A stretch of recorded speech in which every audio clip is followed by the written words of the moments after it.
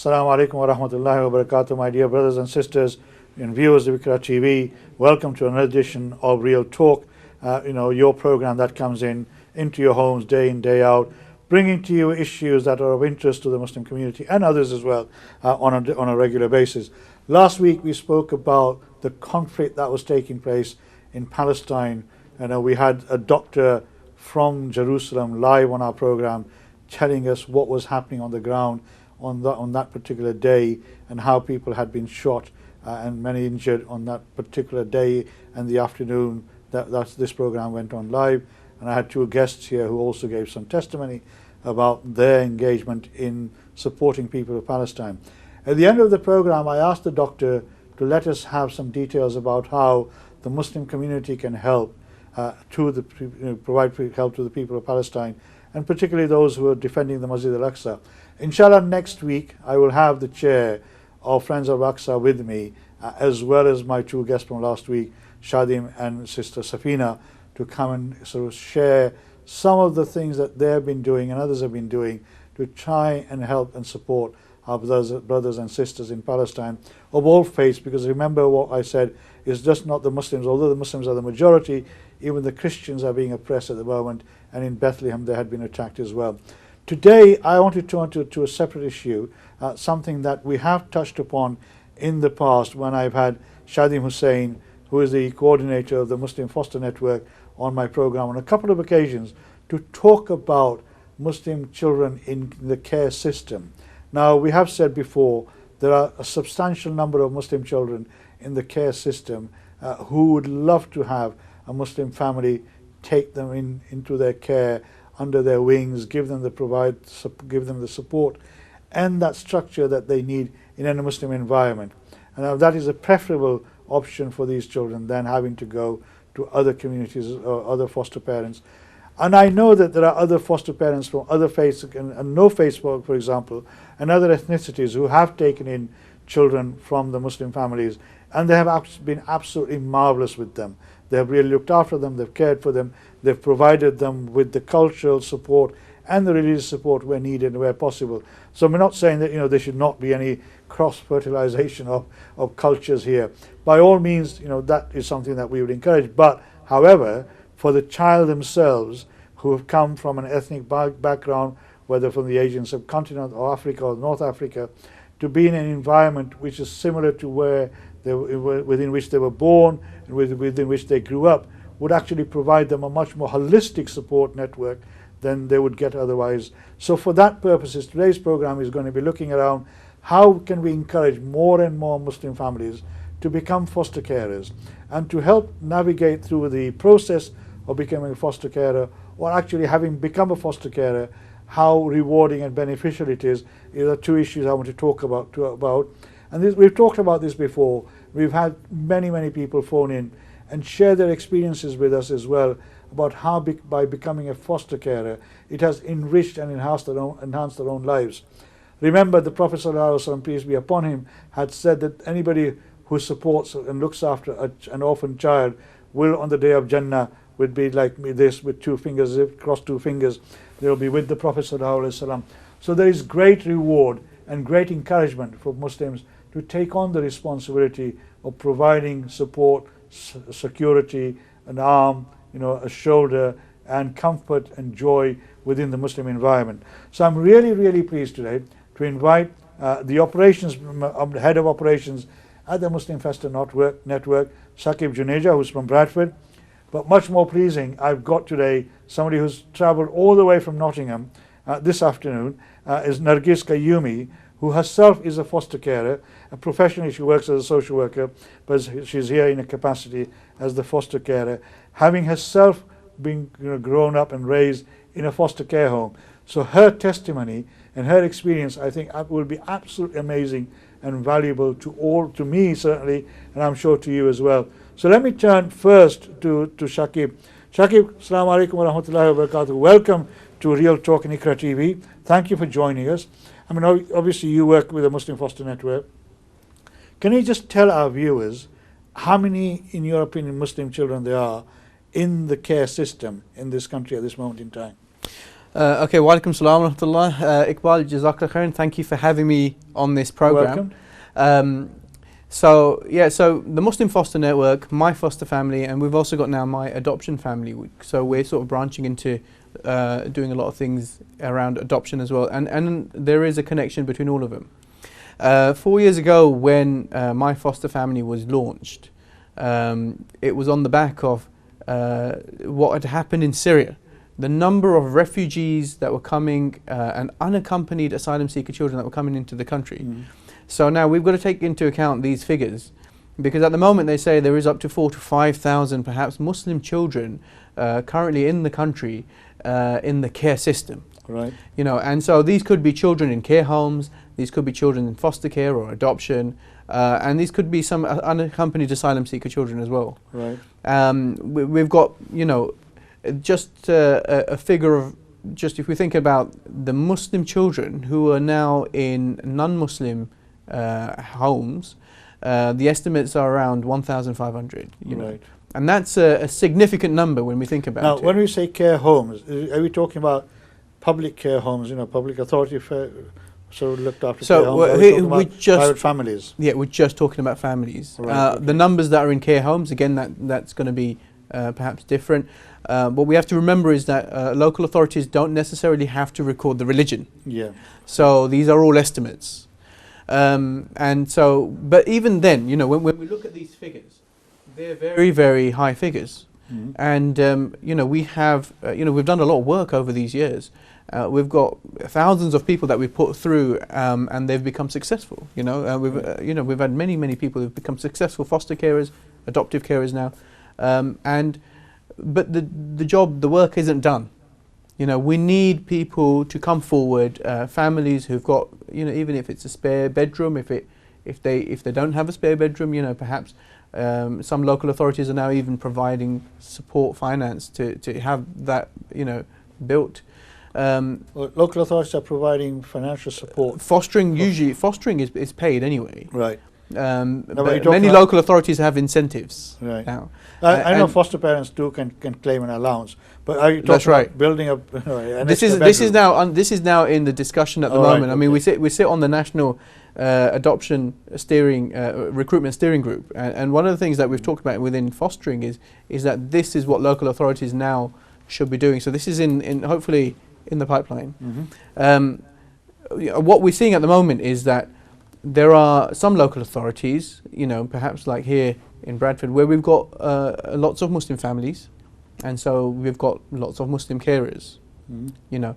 And then you've got other areas further out, and I'm not sure what it's like in Nottingham, but, you know, where they don't have so many Muslim families who've come forward, and yet when they've got refugees that come into the country, or they've got unaccompanied asylum seeker children, they end up in those areas, and they don't have Muslim carers there. Right. You know, so this does cause, you know, this is one of the challenges that we're facing in this system, and you know, this is one of the areas that we really need to work and make sure that we've got foster carers there. So, I mean, obviously, you know, you do a lot of promotional work, etc. Absolutely. Yeah. Now, do you do this? I know Shadmi, when he came last time, he talked about doing promotional work in the masjid and the madrasas. Do you find that the mosque and the madrasas are supporting this work around the country to develop awareness about the need for Muslim foster parents? We've got to praise a lot of what we've seen out in the Muslim community. There's been a lot of people that have come forward who are willing to you know, support this. You know, like, you know, we're here right now on the program, but, you know, we've been on many other programs, etc. You know, and also within a lot of the mosques, etc. The opportunities are there for us to talk to people. I think what the challenge really is getting mosques and communities to understand the significance of this, the importance of doing this act. You know, we talk about, last week you talked about Palestine, you talked about Gaza. For a lot of people who'd want to support the people in Palestine and Gaza, they'd be thinking about giving money to an organisation out there. What we saw with Syria, you know, perhaps this hasn't happened with Gaza at present, but you know, if borders open, we could perhaps see this, right? What we saw with Syria was a lot of people were giving money to refugee camps out in Syria, etc. But a lot of the families who were there weren't able to sustain themselves there. They started moving into Europe. You know, we had a massive influx of migrants into Europe who came from war-torn countries. So if we're sending money there, then it's not helping these families. These families are ending up here. So how do we still help these people? And the answer is fostering. The answer is adoption, because they're now coming here. The young people are here. And also within this country, we've got, you know, I don't want to say that to foster and adopt refugees and asylum seekers is more important. But what I'm saying is that even if we've got Muslim children here in this country and their families, for some reason, they need to go into the care system, you know, from an angle where we want to preserve their faith. And I think maybe Nargis might want to talk about, you know, some of those challenges that these children face, especially when it comes to making decisions about their identity, about relationships. You know, if they've got someone who's a Muslim, someone who understands their culture, someone who understands their iman, and we can protect them like that. Hence the reason why we wanted to bring this issue to the attention of our viewers, that you know, obviously we have, as Shakib says, nearly between 4,000 and 5,000 Muslim children in the care system, and I'm sure every one of them would love to be in an environment which provides that Muslim holistic family life to them, and that's the important bit. I mean, in terms of, I'll come to Nargis in a minute, because obviously we really want to hear from her. But in terms of the process of wanting to become a foster carer, I know Shadim said it was quite a long-winded process at times, and different local authorities have got different sort of hoops that you have to go through. Yeah. But I mean, your organisation would help people if course. they wanted to become foster carers. Of course. And I think one of the interesting facts that we came across quite recently was when we looked at local authorities, and then you've got these independent fostering agencies, we found that the number of BAME, you say Black and Asian, minority ethnic foster carers that were being taken through the system and becoming successful with the local authorities was much lower than independent fostering agencies. Why is that, do you think? And there may be so many reasons behind that. One of the things that we do is we have an education program that we run. I mean, over the past year, we've put maybe 500 social workers through a faith and cultural literacy program that we take them through. I think sometimes we find with local authorities the understanding. I mean, we had just a couple of weeks back, and Nargis, you were with us on that day, but we had lots of social workers from local authorities who came on, who talked about Muslim families, and really there was a gulf in understanding between the challenges that Muslims feel that they face and the social workers felt that the Muslims were facing. That the understanding and the bridge to get that understanding really needs to be made. Right. Okay. And so obviously, I mean, that is something that has been talked about, institutional lack of awareness within the institutions themselves. Exactly, and stereotyping. And these social workers would be the ones that do the assessments. Yes. So we find that with independent fostering agencies, the chance of success to be approved is higher. Right. And so we recommend that we train, we take families through the process, how it works. We have Annie that works with these families, and she'll take them through. I mean, she herself was a foster carer, take them through what they need to do to prepare, so that it's pre-assessment. They're ready for their assessment. But it is quite a long-winded process, isn't it? It is. Yeah. But we've got a network. We stay supported. We stay in connection with these families. Okay. To help them get through. I'll come back to that. I mean, obviously, Nargis has been sitting there patiently. Nargis, I know you've driven a long way away from, from far away from Bradford. Nottingham. It's probably taken, from Bradford, you've come all the way from Nottingham. It's probably taking you nearly 2 hours to get here. Yeah. I'm really, really grateful for you to come here, and be with us today live in the studio. Obviously, as I said at the beginning, you now work as a social worker, but you've also been on the other side of the fence where you grew up in a foster care home yourself. That must have been really sort of challenging, difficult for you. I mean, mashallah, you're quite young.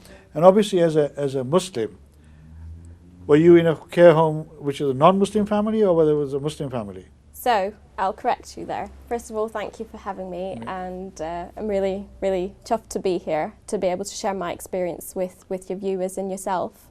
I would say that I would probably start off by saying I am care experienced, and my experience of being in care was that I was in a children's residential home, Right. which was female, and it was support staffed, so there was constant supervision. Right. I was in So care. what people recognise as a care home. Yeah. Yeah, the Yeah. ordinary people call Yes. that. Yeah. They would So I recognise wasn't as a in a care foster home. family. Right, so you're in a care home. I was in a care home. Right. I will use sometimes language that's Well, I'm very sure. familiar with social work, Yeah, yeah. and I do apologise for that. I'll try and be as clear as I can. So within this care home, it was female. It was a female care setting. There was about 5 other young people, various ages, various different backgrounds, and within that placement, within that home, I had a support worker who was actually a Muslim herself. All right. My social workers throughout my experience were of various backgrounds, but none were Muslim. But my support worker was Muslim, and what I think take from that experience is that for me that support worker was a consistent person who was able to show me the struggles she faced as a Muslim woman, Right. as an independent Muslim woman. And that's something that I very much valued in that I could see myself in her shoes. Right. I had someone to look up to who was familiar in many ways and yet not related. I've never come from a background where I've had females within the family dynamic where I would look up to and aspire to be like, but this support worker was definitely that person for me who was that. And I think that's the thing that you need. That gave you strength to thrive. Does that give you strength, I yes, presume? yeah. Does that reinforce your identity as well? It does, Right. because what you've got to remember is that identity is not static, it's not still, it's ever evolving. And when you experience care, and you experience it with the variety of people that I have, with various changes. Now, I've been, I'd say, privileged in the sense that I had that one placement, that one home that I was in, and I was only there for a period of a year. Right. Most of our children in care experience various moves from home to home, various families from home to home, and within each of those family dynamics and experiences, every family dynamic is different. Yes. They have different ways, they have different values. Now, to go through that consistently, how do you maintain your identity? How do you familiarise with what's so familiar yet unfamiliar? And I think for me, what I've probably said time and time as well to yourself, Shakib, is that being with someone who I could familiarise and recognise with, for me that reaffirmed parts of my religion and parts of my culture that I didn't want to lose. Right. And social workers don't understand that. Yeah, I'm sure. I mean, you obviously come across other children or young people who've been in the system. Mm-hmm. Do you feel that by not having that level of support, that their outlook on life, on their own identity, their own faith, is different, is coloured to a certain extent, because they've not had that environment within which to sort of develop and grow? So I think when you're a child in care, your experience shapes the person you become. Yes. And when we hear the term, our children have fallen through the net, that's a very strong term. And I think what you've got to remember with a lot of our children in care is that there are parts of the Islamic culture that they will not want to lose, like myself. There were elements of it that were strongly embedded in me. They've so strong that I've embedded it in my own children. Right, mashallah. So, there are parts of the religion that you'll keep, parts of your culture that's familiar that you'd want to keep. And that's okay. That's okay, because identity is not, your identity's, like I said, is ever evolving. It's transient. Exactly. So as you grow, as you're able to sort of keep some of that's familiar, you're able to then expand on it as you're growing into your adult life, as you grow into being a parent. But that foundation, by having that one individual. Yes. You know, I mean, how valuable, you're saying it was extremely valuable to you. Oh yes. For you to 100%. keep your identity, both as a BAME member of the BAME community, as well as your Muslim identity. Yes. Right? Yeah. So obviously you then say what Shakib and everybody else is trying to do is absolutely vital, that if we want to provide the children that Shakib is talking about, who are in the care system at the moment, with an environment where it preserves their Muslim identity, then we need people like this social worker that you had, or families who can provide that. So you're a carer at the moment as well, foster Yes, I'm a carer, foster carer. Yes. right? So from being in care, you become a foster carer yourself. So how many children are you caring for? So I went into fostering at the age of 21 when my own sister came into care. All right. So my sister was a young teenager at that time, and I was assessed as a family and friends carer. And that's how I got into fostering. And actually at the time I was aged 21. Wow, that's a very young age to be taking on responsibility like that. It is, yes. I remember I was in my first year of university. Wow. Actually the social worker for my sister was opposed to the decision of me being assessed as a carer, because he was afraid that I was A, too young, like you've mentioned, and B, I was still somewhat in care. So when children are in care, they still have that support up until the age of 21, social care support. But if you go on to study at university level, that support expands until you're 23 and then 25 if you do a master's. So because I was at university level, that support for me was continuing. So was this support, or was it somebody keeping an eye on you? It was support. It was my support. So you go into what they call the leaving care team. Right. So you have a personal advisor who supports you with various applications, university applications, job applications, things like that you would need that support from your parent almost in a way. And would this support be available for foster parents if they've got children No, see, around the thing that age? is, with a foster carer,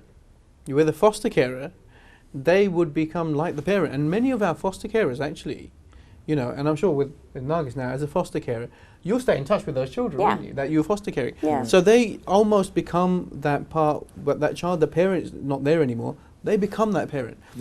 And with children in a care home, it's the personal advisor, it's, because they don't have that. And I think the significant point here is that there needs to be that significant adult in that person's life to guide them. Possibly consistent adult. Yeah, it's a significant care. It could, it may not be the caregiver, but there is a significant adult that influences that child.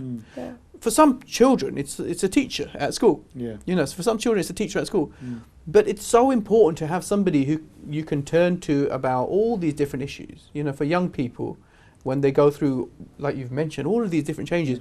I mean, just listening to that story, you can imagine how difficult it must be. I was just going to say, coming back to you, obviously at the age of 21. Yeah. How old do you say your sister was? So she was she just turned a teenager. Teenager. Yes, she was 13 So at the you had to navigate with all that teenage angst, etc. Yeah. That she must have gone through as well.